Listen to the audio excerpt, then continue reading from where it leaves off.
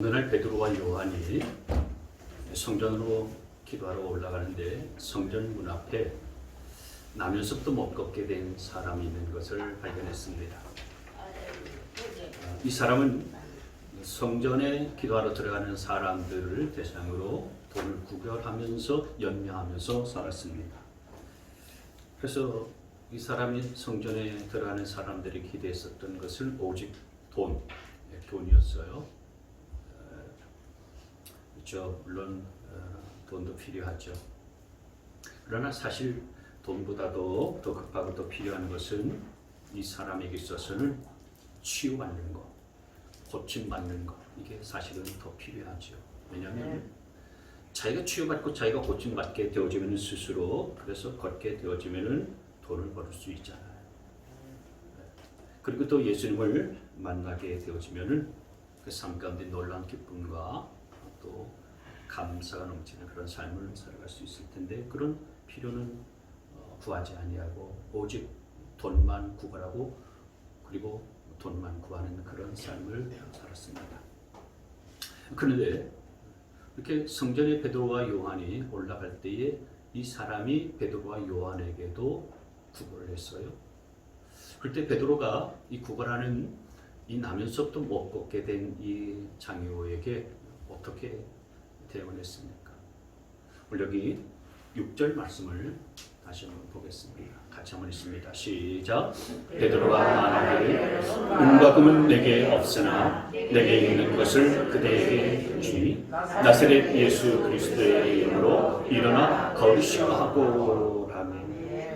그러니까 베드로는 이 사람에게 돈을 주지 않았어요.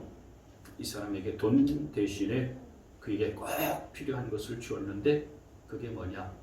예수 그리스도의 이름이었어요. 예수 그리스도, 그분의 능력과 이름을 경험할 수 있도록 예수 그리스도를 이 사람에게 준 겁니다. 돈을 주면 그 돈 얼마 지나지 않으면요 다 사라지죠. 다 없어지고 맙니다. 그러나 예수님을 알게 해주고 예수님을 만나게 해주면은 그 예수님은 그와 영원토록 함께 하시고 그리고 그의 모든 필요를 다 채워주신다라는 사실들을 믿으시기를 바랍니다. 네. 여러분 좋은 부모는 자녀들에게 자녀가 원하는 것을 주지 않아요. 물론 원하는 것을 줄 때도 있지만 반드시 그렇지는 않습니다. 그 자녀가 필요한 것이 뭔가를 살펴봐서 필요한 것을 주는 것이 좋은 부모예요. 마찬가지예요. 우리가 사랑하는 사람에게, 우리 주변에 자주 만나는 사람들에게 저와 여러분은 그들이 원하는 것보다도 그들이 필요한 것을 알아서 채워줄 수 있는 자들을 되어줄 수 있기를 바랍니다. 네. 오늘 베드로가 이 사람에게 준 것은 그냥 단지 병을 치료한 것만 그렇게 준 건 아니었어요. 병만 고쳐주었다면 이 사람은 자기가 치료받고 고침받고 나서 누구에게 감사했겠습니까? 자기를 고쳐준 베드로에게 감사하지 않았겠어요? 근데 오늘 이 사람은 병 고침을 받고 일어서서 걷고 뛰고 난 다음에 누구에게 감사했냐? 베드로에게 감사한 것이 아니라 하나님께 감사하고 하나님께 찬양했어요. 그래서 여기 8절 말씀을 보시면 같이 있습니다. 시작. 벌떡 일어나서 걸었다. 그는 걷기도 하고 뛰기도 하고 하나님을 찬양하면서 그들과 함께 성전으로 들어갔다. 그러니까 베드로는 이 사람의 병만 고쳐주는 게 아니었어요. 이 사람에게 예수님을 전해준 겁니다. 이 사람을 그냥 일으켜 세워준 것만이 아니라 이 사람을 일으켜 세워준 것은 내 힘과 그리고 내 능력으로 한 것이 아니라 나사렛 예수 그리스도의 이름으로 일으켜 세워준 거죠. 다시 말해서 예수님을 만나고 예수님을 경험하게 해준 것입니다. 그래서 이 사람이 예수님을 하나님을 찬양하면서 성전으로 들어간 거예요. 여러분 저와 여러분도 예수님의 베드로처럼 예수님을 전해야 될 줄 믿습니다. 예수님을 전하는 그런 삶을 그런 인생을 살아가야 되리라 믿으시기를 바랍니다. 만약에 여러분의 자녀들이나 여러분의 손주들을 어린이집이나 유치원으로 보내려고 할 때 아무데나 아무 곳이나 주변에 어린이집이 있다고 보내는 그런 분들이 있습니까? 우리의 자녀들이나 우리의 손주들을 어린이집에 보내려고 그러면은 꼼꼼하게 살펴보고 또 어떤 사람이 누가 어떻게 아이들을 잘 그렇게 지도해주고 잘 돌봐줄까 이거 살피고서 보내지 않아요?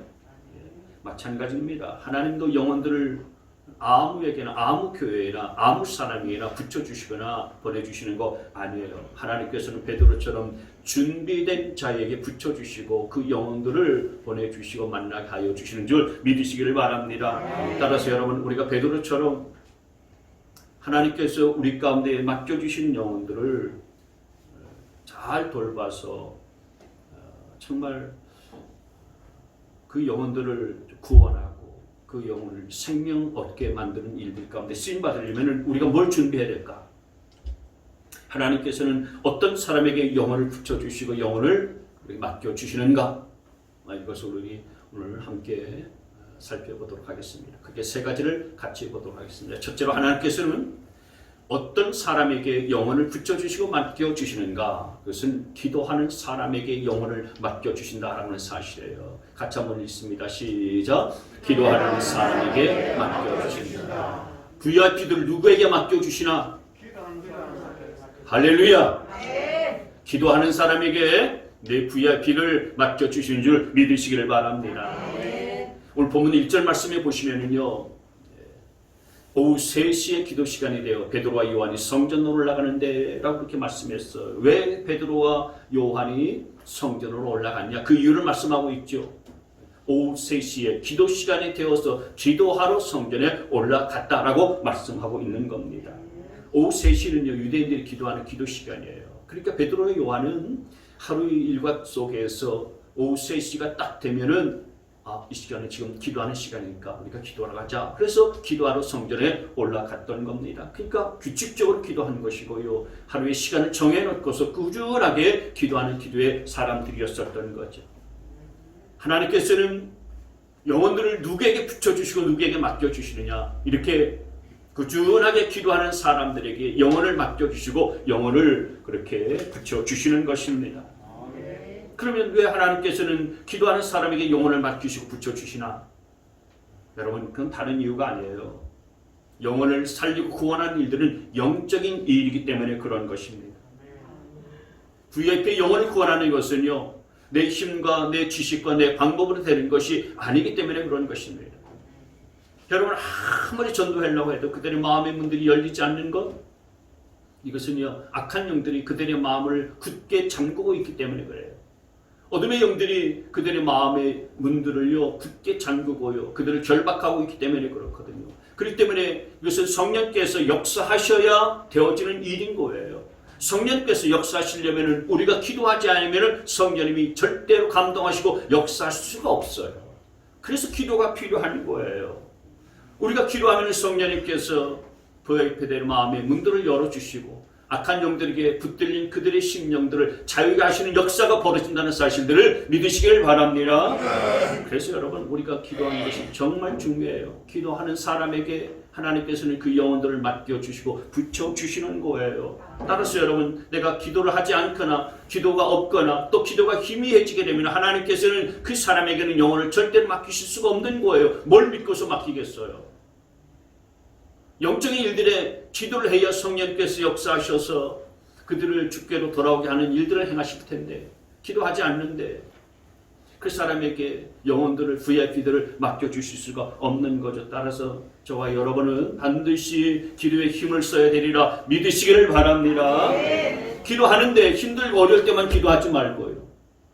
특별 새벽 기도회 때나 특별한 때만 기도하는 것이 아니라 오늘 베드로와 요한이 오후 3시 정한 시간에 꾸준하게 기도했었던 것처럼 저와 여러분도 일상의 생활 속에서 꾸준하게 하나님 앞에 기도하고 엎드릴 수 있게 되어지기를 바랍니다. 그럴 때 하나님께서 기도하는 저와 여러분에게 영혼들을 붙여주시는 거예요. 영혼들을 만나게 해주시는 겁니다. 우리 저 김권사님이 아까 그 VIP에 큰 관심이 있어서 지금 7명 그리고 초청해놨고요. 그리고 얘기를 해놨다라고 말씀을 하셨는데 우리 권사님은 기도하시는 분이세요. 1년 365일 우리가 새벽기도 1년 365일 하는 건 아니지만 새벽기도예요. 하루도 빠짐없이 하시는 기도하시는 권사님이라고요.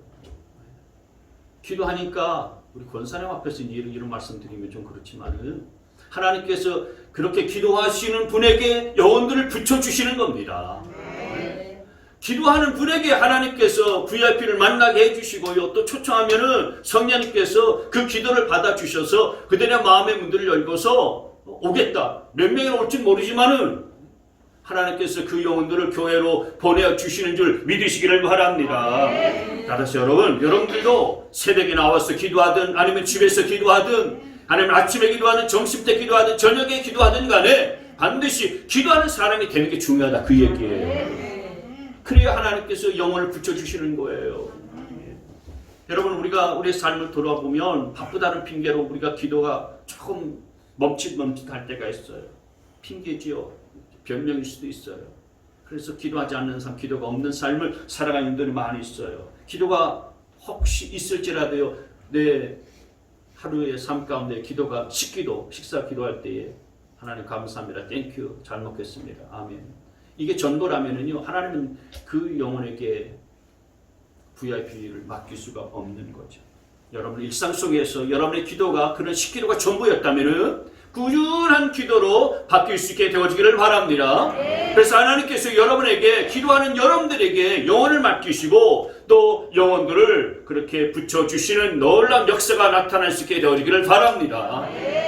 두 번째로 하나님은 어떤 사람에게 영혼을 붙여주시고 맡기시냐? 믿음이 있는 사람에게 맡겨주신다는 사실들을 기억하시기를 바랍니다. 같이 읽겠습니다. 시작. 믿음이 있는 사람에게 맡겨주신다. 여러분 베드로에게는 믿음이 있었어요. 어떤 믿음이 있었느냐?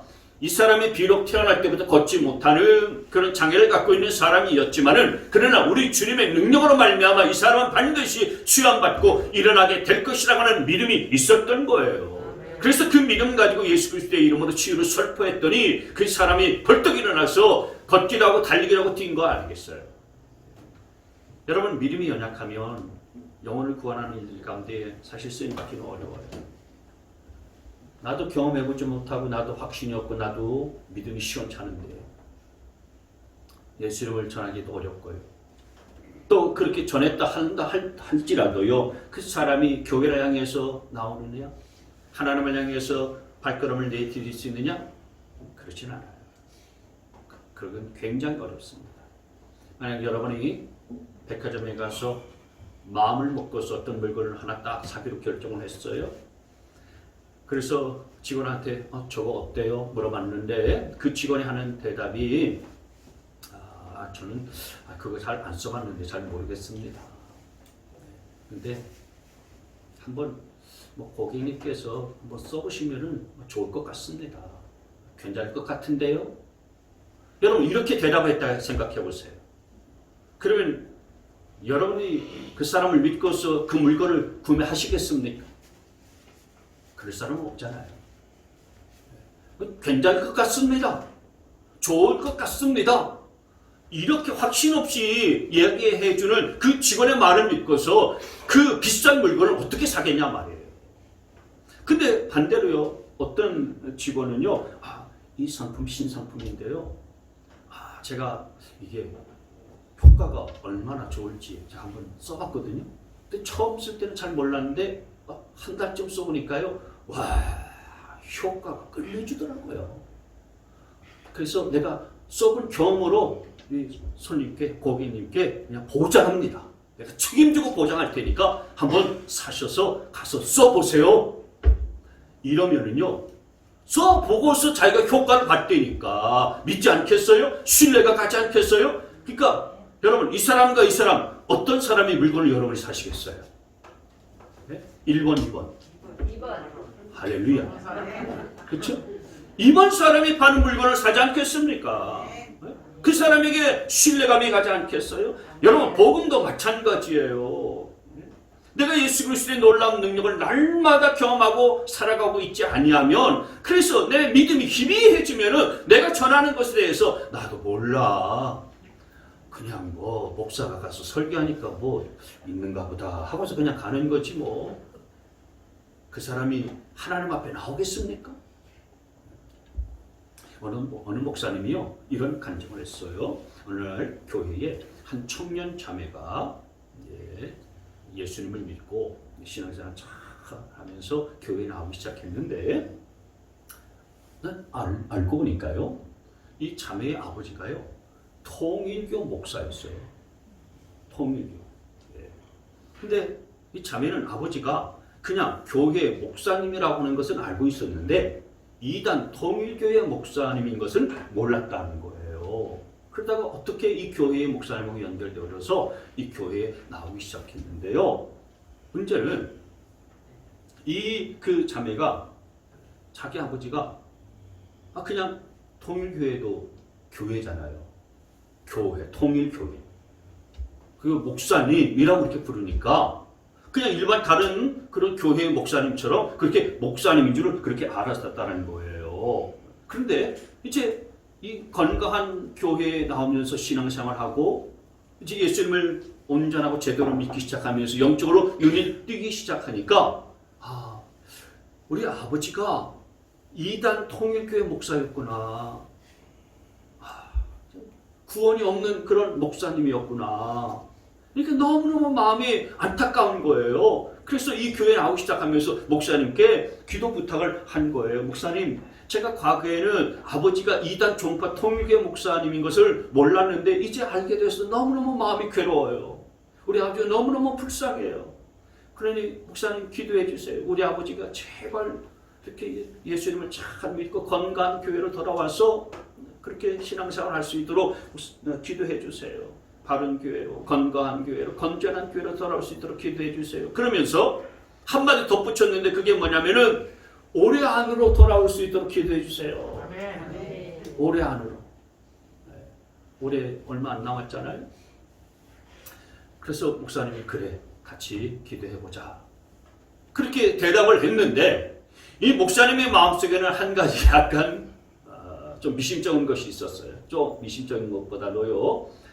약간 이게 될까라고 하는 그런 의구심이 있었어. 왜냐하면은 이단으로 넘어가면은요 일반 성도도 구해내기 사실 쉽지가 않아요. 근데 통일교회 목사인데 어떻게 전도해서 어떻게 끌어내느냐 이게 참 이거 기도해도 안 된다. 이건 어쩔 수 없는 거다. 그게 그 자매한테 같이 기도해 보자라고 말은 하긴 했지만은 참 마음속으로는요 그거 안 될 텐데 기도해도 그 되겠나.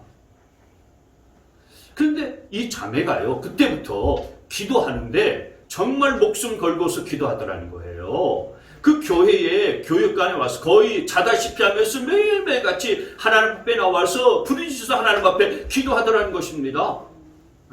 목숨 걸고서요.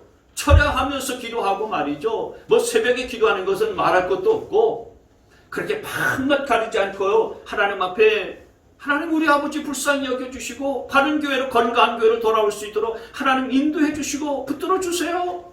그렇게 간절하게 하나님 앞에 기도하는데 놀라운 것은 정말 이 자매가 그렇게 기도하니까 말이죠. 통일교 목사에 있었던 그 목사님이 그 통일교 치고 치우고요. 하나님 앞으로 온전히 돌아왔다는 거예요. 네? 근데 더 놀라운 것은요. 올해가 가기 전에 올해 안에 돌아오게 기도해 주세요라고 그렇게 기도 부탁했다고 했잖아요. 근데 정말 그 해가 가기 전에 하나님 앞으로 돌아오는 역사가 벌어졌다는 거예요. 근데 중요한 건 뭐냐면은 이 목사님이 정말 이 자매가 그렇게 믿음으로 기도했더니 나는 목사로서 통일교 목사인데 어떻게 내 전도하고 이끌어내나 불가능하다 이렇게 의심했지만은 이 자매는 믿음 갖고서 그렇게 교회 교육관에서 살다시피 하면서 그렇게 기도했더니 그 믿음을 보시고 하나님께서 그 아버지 영혼을 구원해 내시더라 이거예요. 아멘. 하나님은 믿음 있는 그 딸을 통해서 그 아버지를 건져내시고 구원해 내셨어요. 아멘. 그러니까 결정적인 차이는 뭐냐? 믿음의 차이더라는 거예요. 아멘. 믿음이 있는 사람을 통해서 하나님은 영혼을 살리시고 구원하신다는 사실을 기억하시길 바라요. 아멘. 여러분 기도와 믿음은 사실 같이 가는 거예요. 기도와 믿음은 절대로 별개의 것이 아니에요. 그래서 기도 많이 하는 사람은 믿음도 커지게 돼 있고 믿음도 좋아지게 되어져 있어요. 그리고 또 믿음이 굳건한 것만큼요 그 사람은 기도도 많이 해요. 누가 기도하느냐? 누가 기도합니까? 시간 남아도는 사람이 기도합니까? 아닙니다. 기도하면 하나님이 반드시 응답해 주신다. 내가 영혼을 놓고서 그 영혼 구원받기로 해서 기도하기만 하면 하나님께서 내 기도를 들어주셔서 반드시 그 영혼 주께로 돌아오게 될 것이다. 이렇게 믿는 믿음이 있는 사람이 기도하는 거예요. 우리 권사님이 시간 많은 줄 아십니까? 시간이 남아돕니까? 제가 보니까 우리 권사님은요 언젠가는 저하고 만나서 저녁 식사하고 또 약속이 있다고 해서 가시더라고요. 그때가 밤 8시, 9시, 10시? 시간이요 10시가 돼도 고객 부르면 달려가고요. 얼마나 바쁜지 몰라요. 근데 그렇게 고객 만나고서 또 일하고 새벽에 여러분 제일 먼저 나오세요. 새벽에 또 달려 나오십니다. 그러니까 기도라고 하는 것은 시간이 남아도는 사람이 기도하는 것이 아니고요. 기도하면은 분명히 하나님의 응답이 있다는 것을 믿는 사람이 기도하는 거예요. 저와 여러분도 한 영혼이라도 하나님께서 내게 붙여주시는 영혼 내가 구원하고 건져서 하나님 앞에 섰을 때 하나님께 칭찬받고 상 받는 이가 되려면은 믿음을 구해야 될 줄 믿습니다. 믿음으로 구하고 기도하면 하나님께서 저와 여러분에게 영혼을 붙여주셔서 그 영혼을 살아나게 하리라 믿으시기를 바랍니다.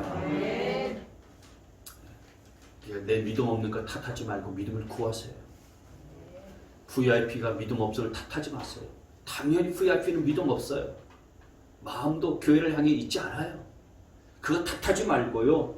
정말 내 믿음의 부족함을 안타까워하면서 하나님 앞에 정말 믿음을 구하면 하나님께서 믿음 주셔서 영혼들을 우리에게 붙여주시고 맡겨주시는 놀라운 역사가 임하게 될 줄 믿습니다.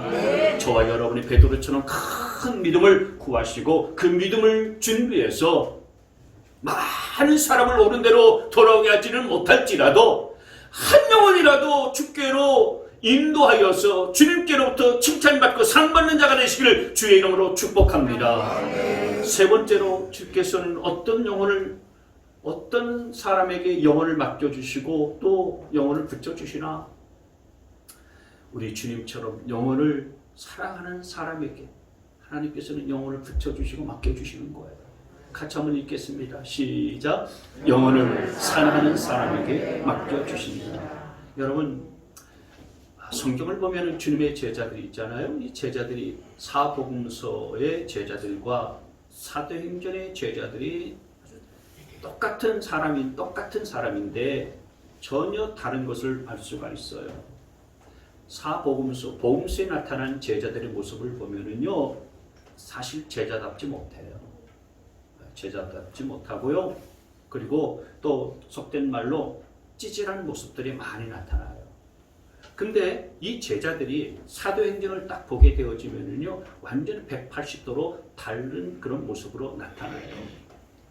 사복음서에 보면 특별히 요한복음 9장에 보면은 예수님께서 길 가실 때에 태어날 때부터 눈이 안 보이는 시각장애우를 만났어요. 맹인된 사람을 만났습니다.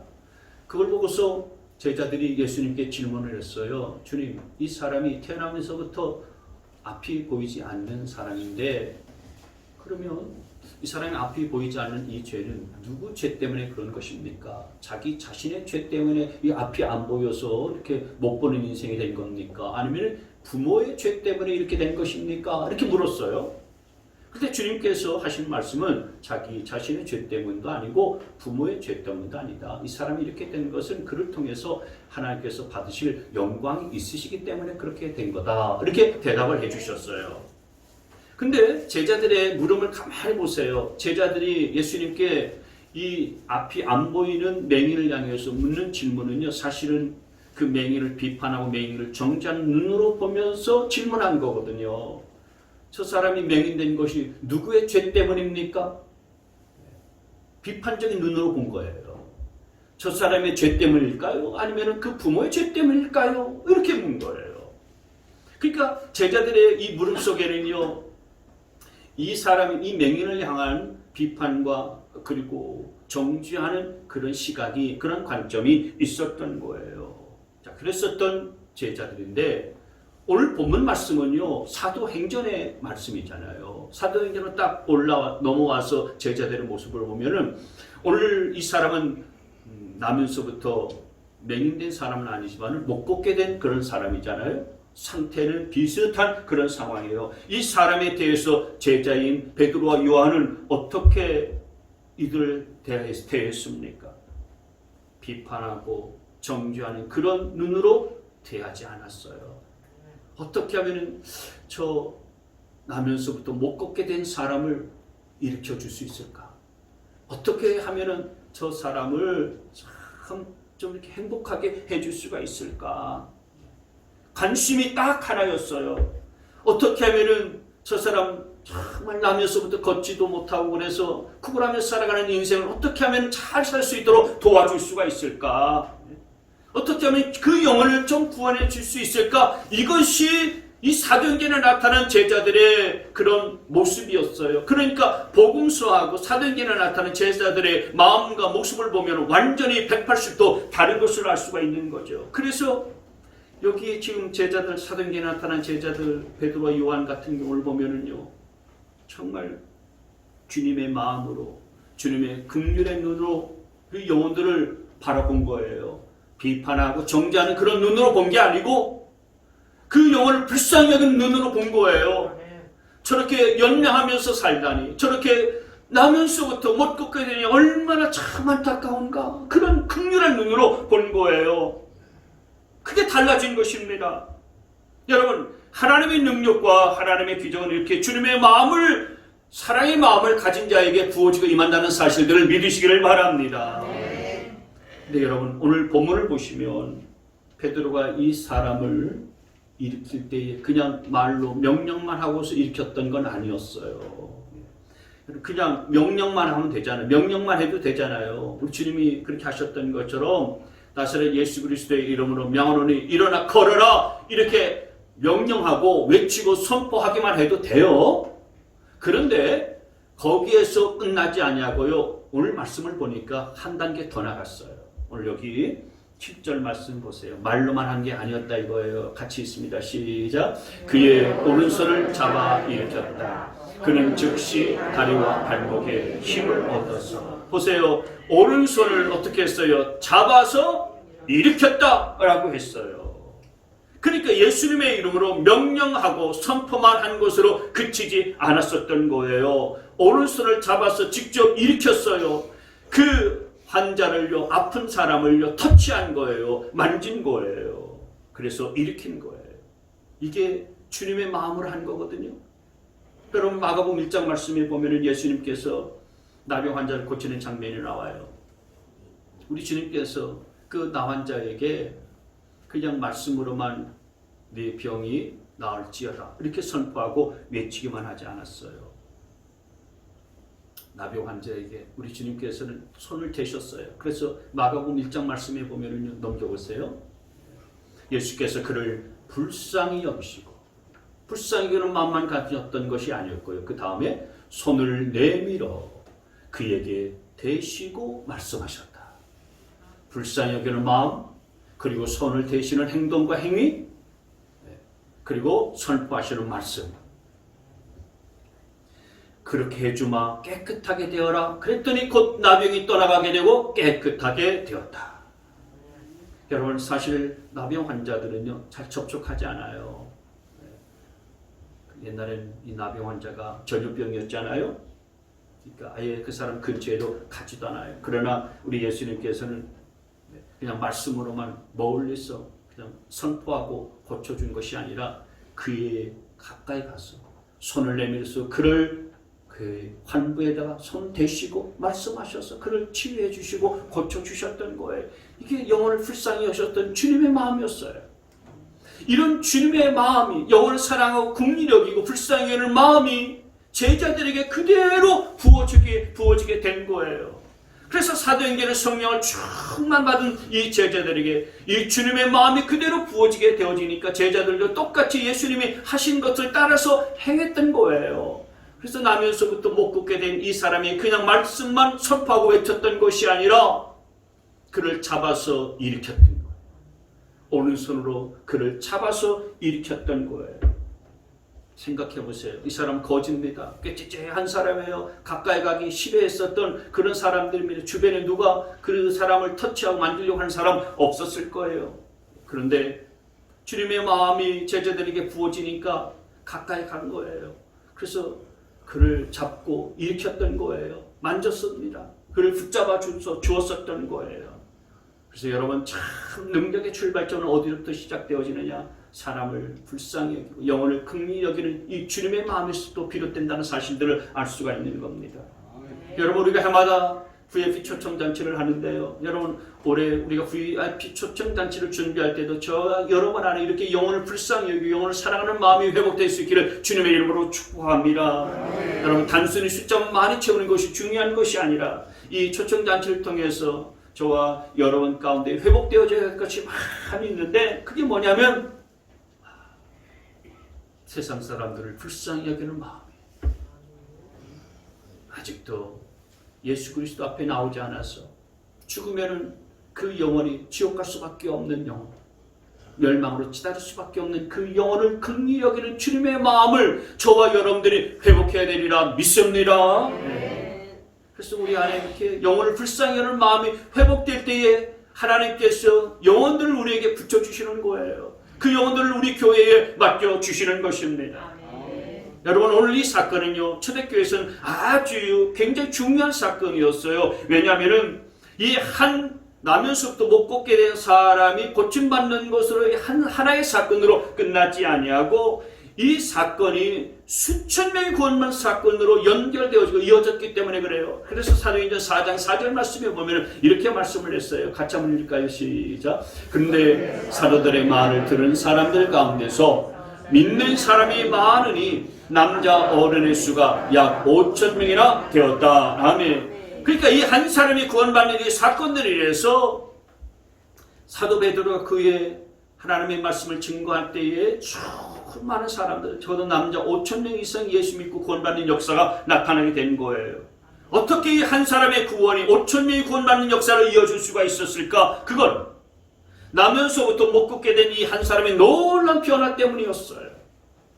이 사람은 그냥 육체만 치유받고 고침받고 일어나게 된 것 아니었잖아요. 그의 생애가 완전히 송두리째 변화를 했어요. 온전한 변화가 나타났어요. 인격적인, 전인격적인 변화가 생겨나게 된 거예요. 영혼도 구원받는 역사가 벌어지게 되어지는 거예요. 그래서 전혀 기쁨과 소망이 없었던 인생이 이제 기쁨과 찬양이 넘치는 인생으로 변화됐어요. 겨우 구걸하면서 열매하면서 살았었던 저주받은 인생이 이제는 축복받은 인생으로 변화가 일어나게 된 거예요.